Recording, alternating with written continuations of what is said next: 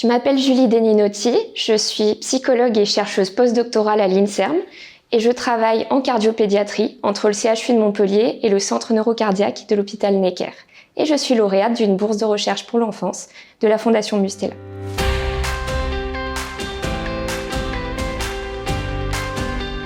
Neuroprotect CHD, c'est une étude qui vise à identifier les facteurs de protection en ce qui concerne ce qu'on appelle la résilience neuropsychologique chez les enfants avec une cardiopathie congénitale diagnostiquée en prénatal, c'est-à-dire pendant la grossesse. Donc on cherche à identifier les facteurs qui vont favoriser ce qu'on appelle la résilience neuropsychologique. Les cardiopathies congénitales sont des malformations du cœur qui surviennent au cours de la formation de celui-ci et qui sont donc présentes à la naissance. Elles représentent environ 1% des naissances vivantes et sont l'anomalie congénitale la plus répandue. Les séquelles neurodéveloppementales sont très fréquentes chez ces enfants. Elles concernent environ un enfant sur deux. Les progrès de la médecine ont permis d'améliorer les taux de survie chez ces enfants. Le vrai enjeu de santé publique aujourd'hui, il réside dans le fait d'améliorer leur qualité de vie et celle de leur famille. Une meilleure compréhension des facteurs de protection du neurodéveloppement permettra de proposer à ces enfants les meilleures chances et de soutenir tout leur potentiel au long de leur développement. Concrètement, nous allons regarder différents facteurs sociodémographiques, par exemple les aspects socio-éducatifs, l'environnement dans lequel grandit l'enfant, des variables psychologiques, c'est-à-dire comment vont ses parents